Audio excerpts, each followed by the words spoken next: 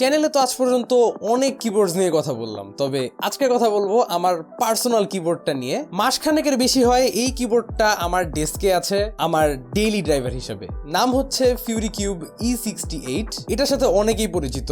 আমার রিসেন্ট অনেকগুলো ভিডিওতেই হয়তো ভিডিওর এখানে সেখানে আপনারা এই কিবোর্ডটাকে নোটিস করেছেন। তাছাড়াও প্রিভিয়াসলি একটা ভিডিওর মধ্যে এই কিবোর্ডটাকে নিয়ে কথা বলা হয়েছিল, কিন্তু আজকে একদম ইন ডিটেল আলোচনা করব ফিউরি কিউব E68 নিয়ে। জানানোর চেষ্টা করব কেন আমি নিজে পিক করলাম এটাকে, এবং আমার এটার সঙ্গে এতদিনের দীর্ঘ ইউজার এক্সপিরিয়েন্সের থেকে এটার ভালো এবং খারাপ দিকগুলোই আপনাদের কাছে তুলে ধরার চেষ্টা করব। তবে শুরু করার আগেই জানাই দিতে চাই, বাংলাদেশ মার্কেটে এই কিবোর্ডটার প্রাইস অফিসিয়ালি এই মুহূর্তে ৮৫০০ টাকা ওয়াইল আম রেকর্ডিং দ্য ভিডিও।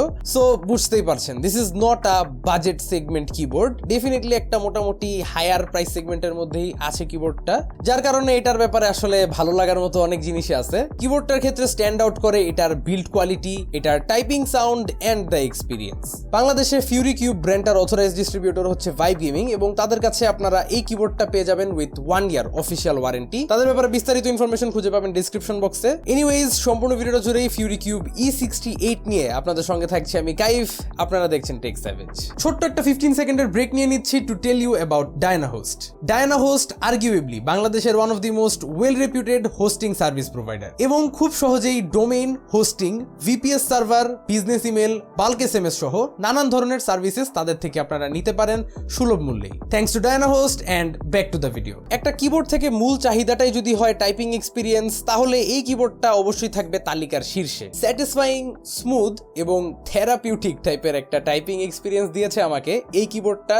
আর স্টুডিওতে এসে প্রথমবারের মতো এই কিবোর্ডটা যে কয়জনে ইউজ করছে সবাই মোটামুটি শকড। মানে সাউন্ড তো আছেই, এই কিবোর্ডটার অ্যাকচুয়াল টাইপিং সাউন্ডস ডেফিনেটলি এটার one of the most highlight features, but এই কিবোর্ডটার ইন হ্যান্ড ফিলটা ইজ জাস্ট আনম্যাচড টাইপের। মানে এইটুক মাত্র একটা কিবোর্ডের ওয়েট প্রায় 1400 gram plus, close to 1500 gram, and it just feels so premium. মানে এত ওয়েল বিল্ট একটা কিবোর্ড লাস্ট টাইম আমি কবে ইউজ করছি আমার ঠিক মনেও পড়ে না। And it's not just the actual keyboard যেটার ফিলিংটা প্রিমিয়াম, এই কিবোর্ডটার আনবক্সিং এক্সপিরিয়েন্স একদম প্রথম মুহূর্ত থেকেই আপনারা যখন এক্সপিরিয়েন্স করতে শুরু করবেন তখন থেকেই প্রিমিয়ামনেসের একটা ছোঁয়া আপনারা অনুভব করবেন।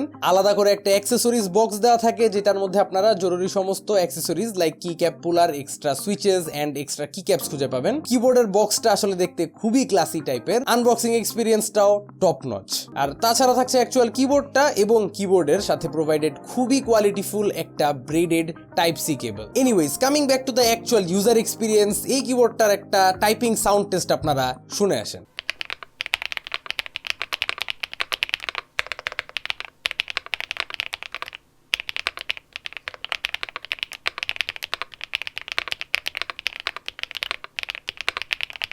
সাউন্ড নিয়ে আসলে মুখে বলার মতো তেমন কিছু নাই, যা কানে শুনছেন ঠিক তেমনই সাউন্ড এটার, এন্ড রিয়েল লাইফে আসলে তার চেয়েও বেটার। মানে ভিডিওর মধ্যে আপনারা যতটুকু বুঝতেছেন রিয়েল লাইফে তার চেয়েও বেটার লাগে আসলে সাউন্ড। এটা আসলে সামনাসামনি এক্সপিরিয়েন্স না করলে বোঝার মতো না। এই কিবোর্ডটার অ্যাকুস্টিক্স এন্ড সাউন্ড ড্যাম্পেনিং এর জন্য 5টা ডিফারেন্ট লেয়ার অফ ড্যাম্পেনিং তারা ইউজ করতেছে। ইন ডিটেল কি কি আছে সেটা আপনারা অন স্ক্রিন এই মুহূর্তে দেখতে পাচ্ছেন। তাছাড়া কিবোর্ডটা কিন্তু 2টা ডিফারেন্ট কালার ভ্যারিয়েন্টসে অ্যাভেলেবল, একটা হচ্ছে পোলার হোয়াইট এবং আরেকটা হচ্ছে অরেঞ্জ ব্ল্যাক, যেটা আমার হাতে এই মুহূর্তে দেখছেন। কিবোর্ডটা আসলে হাতে নেওয়াটা খুব ডিফিকাল্ট, যে কারণে খুব বেশি একটা হাতে নিচ্ছি না আমি। খুবই ভারী একটা জিনিস, এন্ড তার পাশাপাশি আসলে এটার বডির মধ্যে কোনো ধরনের ফ্লেক্সও নাই, তা আসলে বলতে বাকি রাখে না। পুরা শরীরের জোর দিয়ে যদি আপনি এটাকে ফ্লেক্স করতে চান, বেন্ড করতে চান, একদম 0.5% বেন্ডিং ফ্লেক্সিং কিচ্ছু পাবেন না কিবোর্ডটার মধ্যে, and that just makes it so premium. তাছাড়া কিবোর্ডটার layout is another very nice thing. এখানে অ্যারাউন্ড 65% একটা লেআউট পাচ্ছেন আপনারা। আমি গেমিং করি কিংবা প্রোডাক্টিভিটি যে কোনো সময়ে আমি কোনো ধরনের কি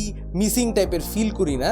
সমস্ত জরুরি কি আই ফিল লাইক এটার মধ্যে দেয়া আছে, যা একটা ভালো ব্যাপার। আর ডিজাইন ওয়াইজ যদি বলি, কিবোর্ডটা দেখতে আসলে খুব একটা আহামরি ফাঙ্কি টাইপ কিছু না, একটা ম্যাচিওর টাইপের ডিজাইন স্কিম চলতেছে কিবোর্ডটার মধ্যে। মানে অবভিয়াসলি তারা চাইলে কিবোর্ডটার আশেপাশে RGB লাগায় একটা ঝাঁকানাকা লুক নিয়ে আসতে পারতো, but instead they went with a bit more formal approach. খুব বোল্ড টাইপের একটা অ্যাস্থেটিক তারা এখানে রাখছে। তার পাশাপাশি তারা ইমপ্লিমেন্ট করছে এখানে একটা volume knob, and just like the whole keyboard, এই এই ভলিউম নবটাও কিন্তু metal built and it's seriously premium feeling. এটার স্ক্রোলিং সাউন্ড থেকে পিসিতে কানেক্ট করার পরে ইন্টারফেসের সঙ্গে সিঙ্কটা সবই জাস্ট খুব পারফেক্ট এন্ড সিমলেস। আর একটু চিপার কিবোর্ডস এর মধ্যে যেই নবটা দেওয়া হয় সেই নব এন্ড এই নবের ইউজার এক্সপিরিয়েন্স আসলে অনেকটাই ভিন্ন। তাছাড়া কিবোর্ডটার টপ কর্নারে পেয়ে যাবেন এটার ডঙ্গলের জন্য হাউজিং। এটা একটা ট্রাইমোড কিবোর্ড, সো 3টা ডিফারেন্ট কানেক্টিভিটি অপশনস আপনারা এই কিবোর্ডটার সঙ্গে পাচ্ছেন। অবভিয়াসলি ফার্স্টটা হচ্ছে 2.4 গিগাহার্টজ ডঙ্গল কানেকশন, দেন আছে ব্লুটুথ, তাছাড়াও পেয়ে যাচ্ছেন এটার ওয়্যার্ড কানেকশন মোডটা। তো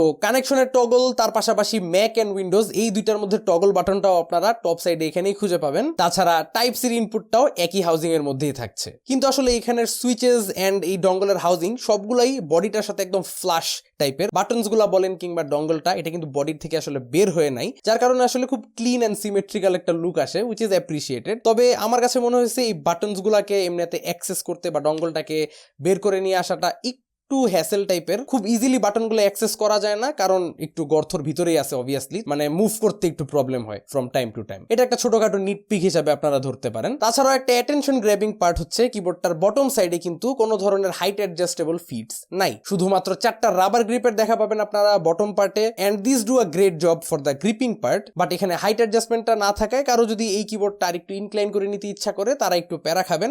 আমি পার্সোনালি অনেকদিন যাবত এটাকে ইউজ করতেছি, এন্ড কোনো সময় আসলে আমার কাছে মনে হয় নাই যে এটার ফিটগুলো থাকলে ভালো হইতো বা মিসিং টাইপ লাগে নাই। বাই ডিফল্টই এই কিবোর্ডটা কিছুটা ইনক্লাইন্ড, তো আসলে টাইপিং এক্সপিরিয়েন্সটা ইজ গুড এনাফ। এমনিতে গেমিং করার সময় এটার যেই টাইপিং অ্যাঙ্গেলটা সেটা আমার কাছে প্রবলেমেটিক মনে হয় না। তবে কি ক্যাপস গুলো কিন্তু সি থ্রু না, যেটা হয়তো এতক্ষণে নোটিস করেই ফেলছেন। কি ক্যাপস এর জন্য এখানে তারা ইউজ করছে কোয়াইট ডিসেন্ট কোয়ালিটির পিবিটি কি ক্যাপস, ব্ল্যাক এন্ড অরেঞ্জ কালারের মিক্সড কি ক্যাপস পাচ্ছেন। আর কেউ যদি চান ফুল ব্ল্যাকে থাকবেন তাহলে অরেঞ্জ বাদ দিয়ে শুধু ব্ল্যাক কি ক্যাপস গুলো ইউজ করতে পারেন। তবে একটা ব্যাপার নিয়ে কমপ্লেন করতেই হয়, 8,500 টাকার মধ্যে একটা প্রাইস সেগমেন্টের কিবোর্ডের মধ্যে ব্যাকলিটের জন্য কোনো সফটওয়্যার নাই, মানে এই কিবোর্ডটার সাথে কোনো dedicated software Fury cube provide করতেছে না। আমি তাদের ওয়েবসাইটে গিয়েও সার্চ করে দেখলাম এই মডেলটার জন্য তাদের কোনো সফটওয়্যার অ্যাভেলেবল নাই, হুইচ ইজ সিরিয়াসলি ডিসঅ্যাপয়েন্টিং। মানে ব্যাকলিটের এলইডি কন্ট্রোলস আসলে ওরকম জরুরি কিছু না, এটা আসলে 2-3 দিন কিবোর্ড ইউজ করার পর কেউ ব্যাকলিটটারে আর টাচও করে না, যেমনি আসলেই থাকে, সত্যি কথা যেটা। তবে যেহেতু এটা একটা ওয়্যারলেস কিবোর্ড এন্ড এটার মধ্যে একটা ব্যাটারি আছে, এটা ওয়্যারলেসলি ফাংশন করে,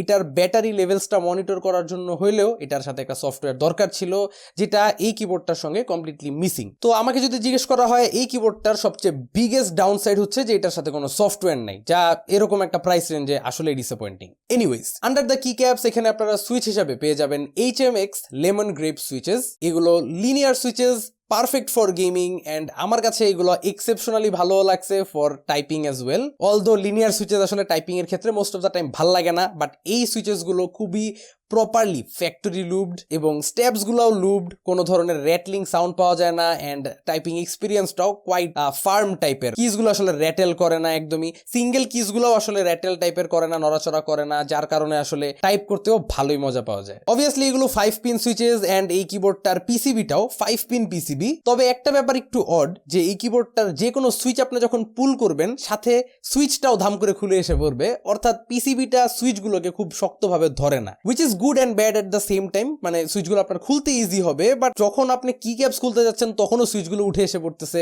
এতটাই আলগা ভাবে থাকে। সো আই ডোন্ট নো এটা গুড নাকি ব্যাড, বাট এটা ডেফিনেটলি নোটিসেবল একটা ব্যাপার। ফুল কিবোর্ডটাই সিএনসি অ্যালুমিনিয়াম অ্যালয়ের body, extremely premium and very well built. Finally বলতে গেলে, অ্যাজ আই ওয়াজ সেইং, কিবোর্ডটা যেহেতু একটা ট্রাইমোড কিবোর্ড, এটার মধ্যে একটা 4000 mAh এর ব্যাটারি বিল্ট ইন আছে, which is standard for mechanical keyboards. আমি আসলে কিবোর্ডটাকে ওয়্যারলেসলি খুব কমই ইউজ করছি, একটানা 2-3-4 দিনের বেশি আসলে ইউজ করা হয় নাই, সো এটার অ্যাকচুয়াল ব্যাটারি ব্যাকআপ নিয়ে আমার আইডিয়া নাই।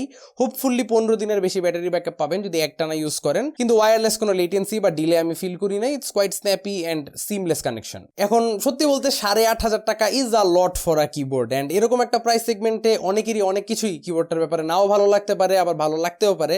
আমার কাছে এই কিবোর্ডটা পিক করার মূল রিজনগুলোই হচ্ছে এটার typing experience and the sound, the build quality. এই 3টা জিনিস alone is honestly worth it for this keyboard if you ask me. আজ পর্যন্ত আমার ইউজ করা মোস্ট অফ দ্য কিবোর্ডস এর চেয়ে, এর চেয়ে আরো দামি কিবোর্ডস এর চেয়েও আমার কাছে এই কিবোর্ডটাকে একটু ডিফারেন্ট করে নিয়ে আসছে। এটার জাস্ট কয়েকটা হাতে গোনা ব্যাপার। সব মিলিয়ে ঝিলায় you guys will be seeing this keyboard on my desk for the next very long time. আপনাদের কাছে এই কিবোর্ডটা কেমন লাগলো তা অবশ্যই কমেন্ট করে জানাতে পারেন, আর এই কিবোর্ডটা পারচেস করতে চাইলে চলে যেতে পারেন ডেসক্রিপশনের ফার্স্ট লিঙ্কে, অন স্ক্রিনও লিঙ্ক পেয়ে যাবেন। এন্ড ভিডিওটা ভালো লেগে থাকে চ্যানেলে সাবস্ক্রাইব করতে ভুলবেন না। আশা করি আবারও দেখা হবে আগামী কোনো ভিডিওতে। Till then, have a nice day.